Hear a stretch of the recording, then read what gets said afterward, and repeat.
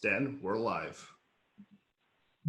Thank you, Larry. Good afternoon, and welcome to another episode of In the Dugout with Mike Stenhouse. I'm your host, and today we continue our discussion about K through 12 education in Rhode Island. You all know that the public education system in our state, especially in our capital city of Providence, has been excoriated by a number of national organizations and national ratings indexes. And believe it or not, it's about to get worse, maybe much worse. Government public schools in Providence were called a horror show from a study last year by the prestigious Johns Hopkins University.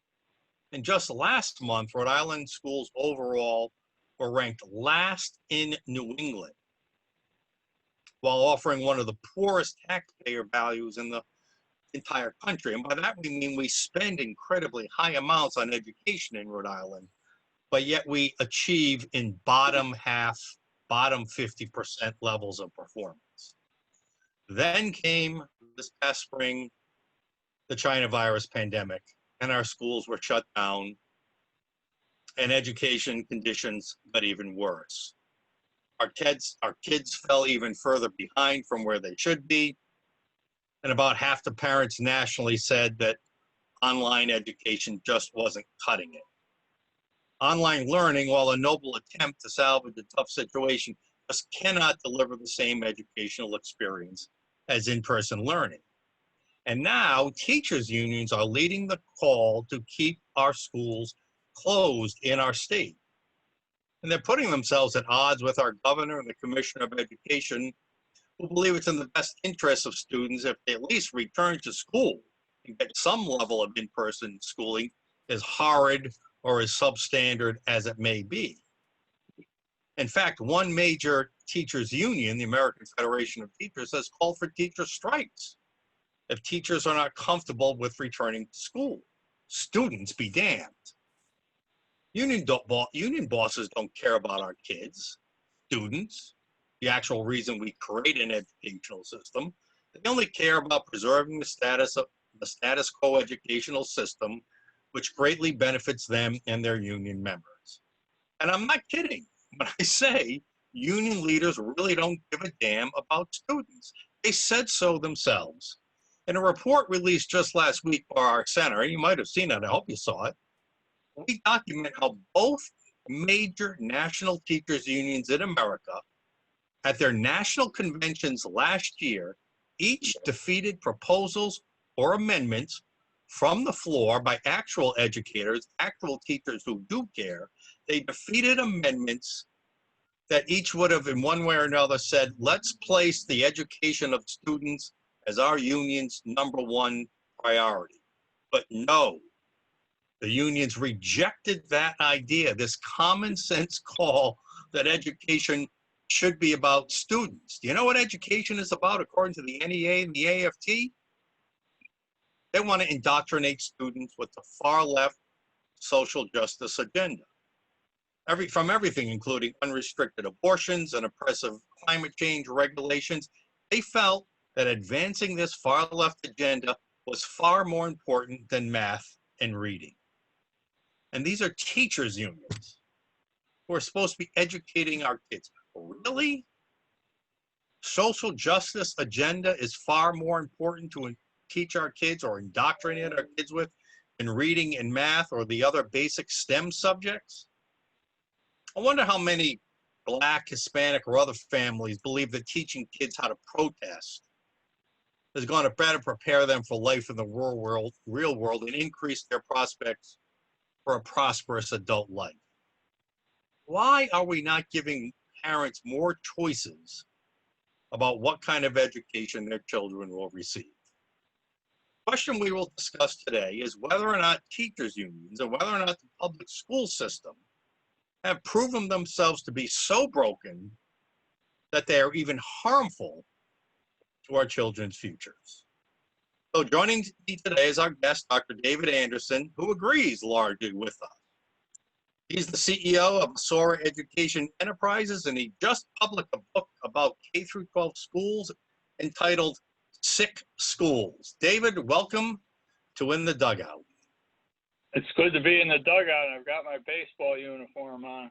What do you got there? You got a, I see it. Don't tread on me t-shirt, and what's your cap say? Well, the cap says in French something about a lime orchard in Haiti, where my son-in-law has a missionary project there where they're developing lime orchards, and they use the limes to make perfume. Wow, very cool. Well, that's good. I'm gonna take just a momentarily sad turn and put on my hat, my Pawtucket Red Sox hat. And this is in honor of my good friend, Lou Schweckheimer, who for 36 years was was the general manager and one of the original management team that built the Pawtucket Red Sox into a local treasure. Unfortunately, Lou Schweckheimer, just about to launch his new AAA team out in Wichita, Kansas, died of the coronavirus last week. So I tip my hat to you, Lou. You are a great friend. You are a great baseball man. Rhode Island, all of baseball, and all of us will miss you. Please rest in peace, my friend. Okay, David. All right, so let's take a look at your book while I ask you this question. So 6 schools. Now that's an interesting play on words. Did you come up with that name before or after the pandemic? Well before. Well before the pandemic. Got a good double entendre right now, doesn't it? Right. It's about 2 years old. Well, tell us what. Go ahead. Look at the school on the cover of the book. That's Hope High School in Providence. Oh, no kidding! How about that? And that is one of the first performing schools in Rhode Island. Even by their own measurements of proficiencies, only maybe 2% of the high school seniors are proficient in both math and reading. But they get promoted and graduated anyway. So if you see schools as sick, what is the main diseases that are inflicting schools, in your opinion? If you want it in one word, it's socialism.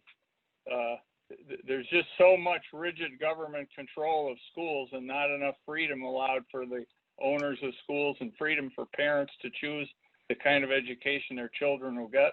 That there's a lack of freedom, which would go a long way to solve the problem. Now, you heard my commentary in some, I've read some of your stuff. You use the word pedagogy, and I think that's exactly what's going on here. Is socialists love to promote their own ideology and indoctrinate kids? Is this far left pedagogy, you believe, a disease that's going on in our schools? Right, and what ties into what you said about the teachers union is the teachers union has engineered a political thing whereby their officials at the state level are elected in so-called nonpartisan elections. And so the only political party, so to speak, that's left de facto is the teachers union. They are the political organization that raises money and puts forth the various ideas and candidates. And Republicans and Democrats and other political parties have no role in those elections.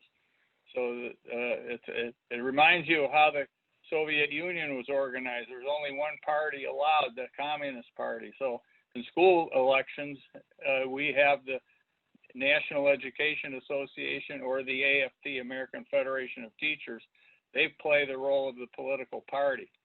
Now, when you hear me, what I said, I don't know if you were aware of that, but in our report, we put out how both of those groups last year defeated amendments from the floor, from teachers who do care, to say, let's just make a public statement that educating students has got to be our #1 priority, regardless of all the other union business and shenanigans that go on. And they said no to that. Are you surprised? Did you know about that? I've seen reports like that in the book that I wrote. I make reference to some similar things like that, where at the convention of the NEA, they will put forth social justice items that don't really have anything directly to do with K-12 education. So teachers union, as we also said, are also leading the charge to keep schools closed this fall, at least for some indefinite period of time, probably until everybody's been vaccinated or something like that. But listen, we understand teachers are concerned about their health, but the data doesn't support the kids are spreading it. Why do you think teachers unions are so adamant about not returning to in-person learning?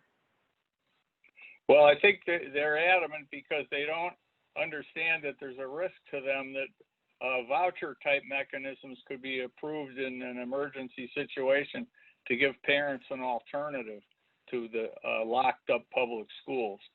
They will not like that if that alternative is pursued. They'll be ready to show up at work tomorrow morning. Well, yeah, well, that's what I'm saying. Aren't they kind of shooting themselves in the foot by making public schools irrelevant? Not only are they poor schools, but now these poor schools are not even being open so the kids can even get some measure of a decent education. Aren't they making themselves irrelevant? And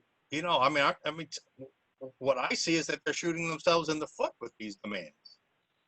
I think so. And one of the places I come from is, I was a voucher warrior for many years when I lived in California. And having parental choice in education to me is a really important thing. And one of the things a lot of people don't know about is the United States ratified a treaty in 1948, the United Nations Declaration of Human Rights. It actually says in there that parents have the right to direct the education of their children. We've already agreed to that. We don't implement it. Yeah, it's such common sense. We're going to get a little bit more into that in a second. So let's go back. So expand a little bit. Let's take a couple examples when you said socialism is the main problem, or government-run schools is the way I would say it. Other than the far left pedagogy and the strict controls, what are some of the other diseases that are afflicting our schools, or as a subset of socialism? Oh, I don't know where to start on that, but there's the idea that things should be centralized to be efficient. So education is organized at the state level, and there's a lot of control at the state level. The curriculum is set for all the schools, and there's not much freedom at the local level for school boards to modify the instructional package that students are required to learn. So that's an example of socialism, is centralizing government operations.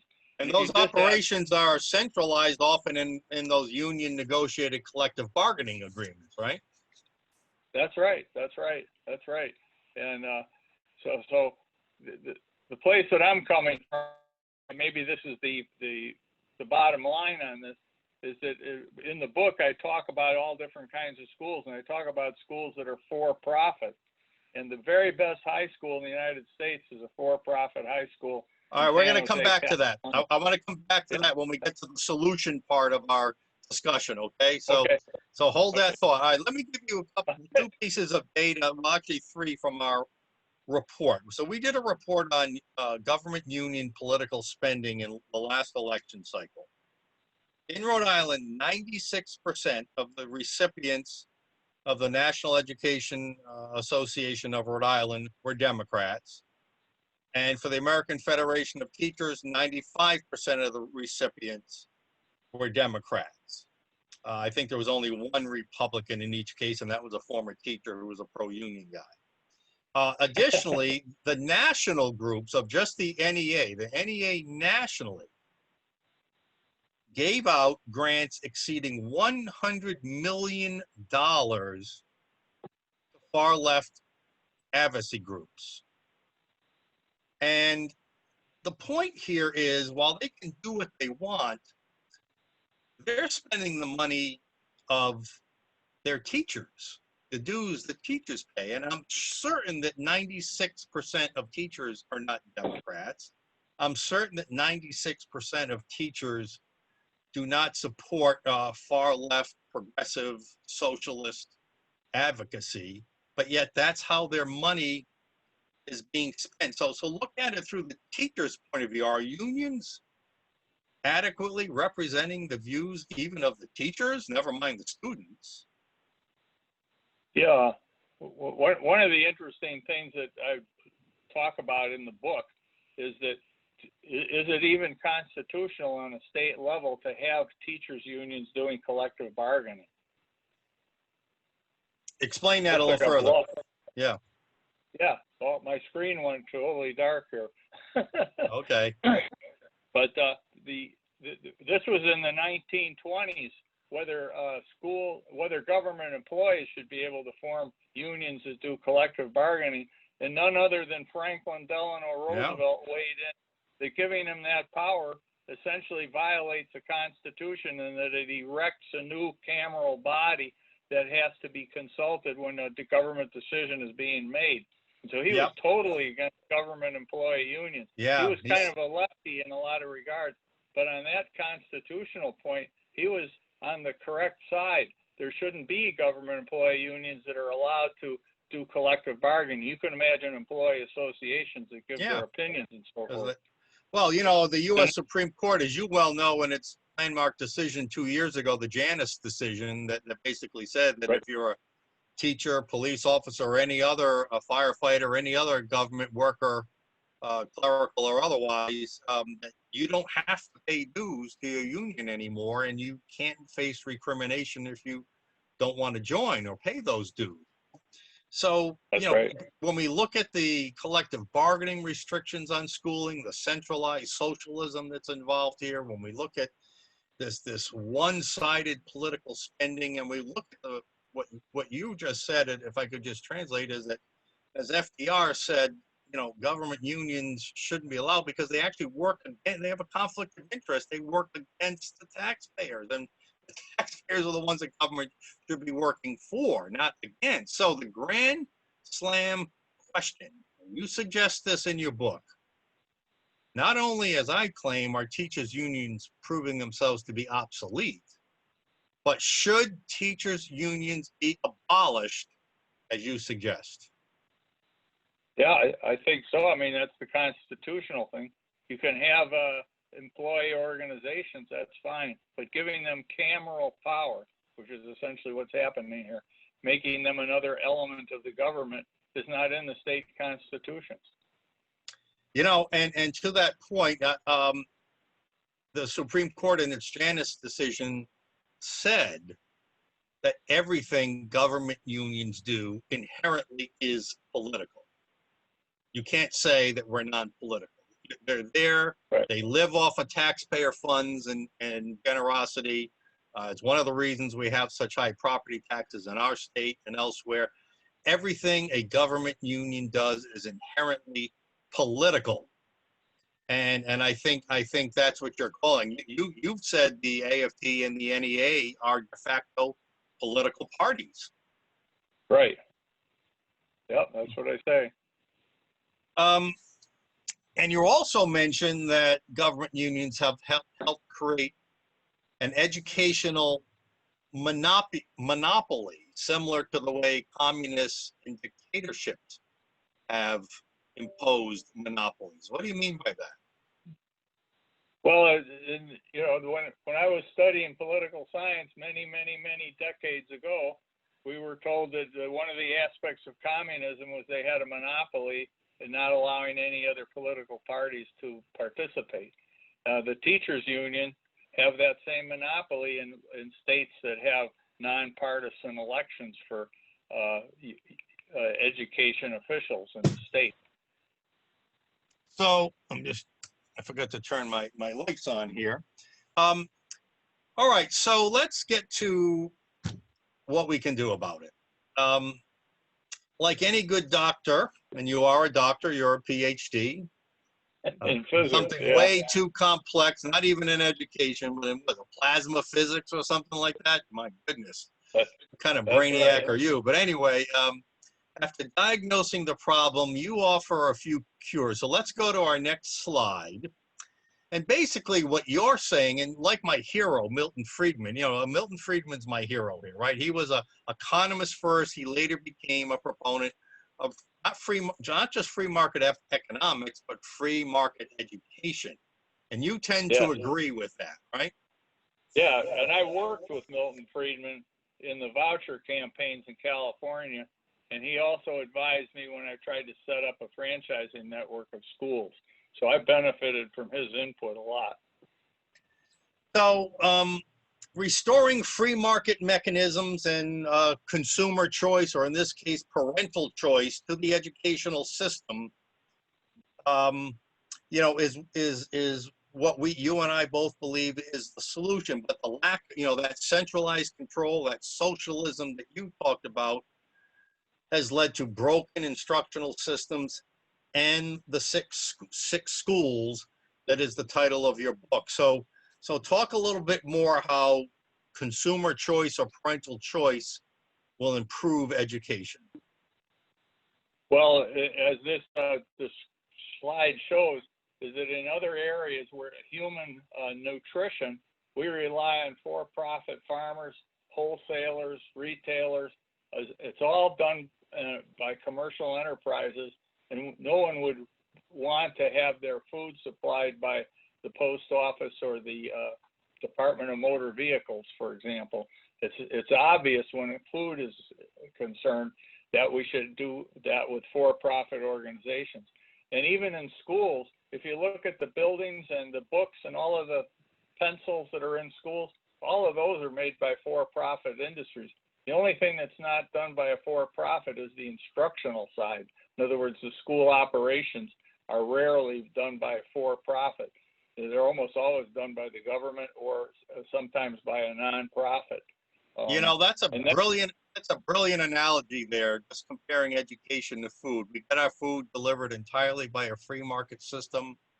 The free market system itself breaks down monopolies, ensures quality at the same time, while ensuring adequate supply based on demand, allows for supply. You know, why don't we have the same kind of freedom for parents, right? And in fact, educational savings accounts or scholarship accounts that we advocate for work almost exactly like the SNAP card you refer to. Funds are put into an account controlled by the parents, and they decide which educational tuition or other supplemental aids, whether it's tutoring or online courses they want to spend the money on. They can exactly craft the best education for their kids. Because after all, who knows? Well, let me put it this way. Parents, of course, don't know best what's for their kids. The government knows best, right? Sometimes it thinks that. So you are actually calling for for-profit education. Now, when we hear a charter school is a for-profit, oh man, does that rile the left? Man, do they get upset? Oh my God, we're going to allow people to profit from education. But as you say, people profit from food. What's the problem with that, right? That's right, and it's very interesting to me is that if you just look out there, what is available right now, there are some for-profit providers, especially in California and Arizona, and people choose the for-profit providers over the other ones because they get more for their money. If you wanted to send your kid to the very best Tony private boarding school, somewhere, say here in Massachusetts, or you wanted to send them to an equally good school and have a 40% discount, you would send them to one of the high schools run by basis schools. Then you get the discount and you get an education that's just as good. Basis schools not only has some for-profit schools that operates itself, it also operates charter schools as what's called an education management organization. And that one company operates the 5 top charter schools in the United States. Yep. It's just amazing. It's obvious why. I mean, just if you're watching, just think about this for a second. If you're an investor in a for-profit school, you are going to demand that school delivers a product that people want, that parents will pay tuition to come to your school. Because if they don't come to your school, your investment is down the drain. Contrast that with government schools. Parents are forced to go to that school. There is no requirement for quality. And if the quality goes down, rather than parents, unlike a for-profit system combined with parental choice, unlike that, you know, in a free market, system, in a government controlled system like we have now, you still have to go to the school, and guess what? They can just go back to the taxpayers for more money if they want. I mean, it's a completely different economic incentive and model, isn't it, Dr. Anderson? Well, that's right. And then the schools misrepresent the performance of the students. They give out way more A's than they're justified. But they push the kids along, give them decent grades, and then graduate them. And the average high school graduate in this country has 8th grade skills. Free markets can certainly destroy a broken educational system, just like Milton Friedman advocated for decades and decades ago. Now, you take the for-profit model and you even say, your organization, Asora Education Enterprises, actually has a stellar schools franchising project where you intend to use franchising. I was a former franchise owner, so I know about that. We use franchising and technology to make schools and their personnel, by the way, which includes teachers and staff, more productive for less money and with better results for students. Talk about your franchise model. Well, as you know, in Boston, there's a free enterprise think tank called the Pioneer Institute. Yes, good friends of ours. I went to visit there this is now in 2003. That's 17 years ago. And the director there then, Pete Peters, said to me, now tell me, Mr. Anderson, can you tell me in a few words what your franchising project is all about? And I said, yeah, it's Kentucky Fried Education. What does that mean? What does that mean? That's a franchise. Oh, I get it. I go for the franchise. Okay, yeah. I get it. Yeah. Kentucky Fried Education. Can I use that one sometime? Pardon me? Can I use that one sometime? Oh, yeah. And it's for the same reason we talked about for-profit. There's no reason you can't franchise. If you've got a system that works, and that was supposed to be, right, sort of the model of charter schools, that when we'll try a few different things and we find something that worked, we can franchise it or copy it to other schools. But charter schools really haven't delivered that kind of result, have they, in your view? They're kind of a hybrid. They're a public school organized by a semi-private board of directors that has received a charter. And the kind of charter you get depends on the laws within the individual states. So there might be 40 or 50 different models for how that can be done. All right, last question for you, Dr. Anderson, and thank you for your time. It's kind of maybe for our viewers, maybe be the most controversial one we'll ask, as if we weren't controversial enough in thinking that we would abolish teachers' unions. But you say that President Trump is the metaphorical doctor with the cure to sick schools. What is it about President Trump or his policies that lead you to that conclusion? Well, my reading of what he has said and written is that he's very much in favor of parental choice in education. He hasn't gotten down into the details, but he's said that many times. And I believe that his administration would be open to an enormous amount of parental choice compared to what we have now. Well, we do believe that educational freedom in the form of parental choice which is, by the way, free market education. Again, free markets destroy broken educational models. Tell our viewers, let's put up the slide to your book again, if we can, Larry, and tell our viewers where they can buy your book. Well, they can go to Amazon.com. They can go to BarnesandNoble.com. They can go to BooksAMillion.com, or they can send me an email if they want an autographed copy, and I'll tell them how to pay for it. They want an autographed copy.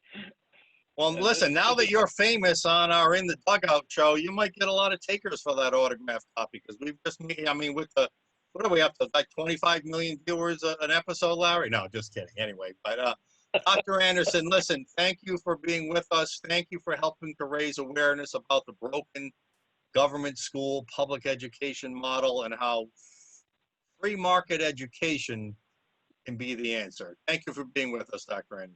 Well, thank you very much for giving me some time. Thank you. Goodbye. You're very welcome. We're in the dugout. This is Mike Stenhouse. We'll see you next game. Good day.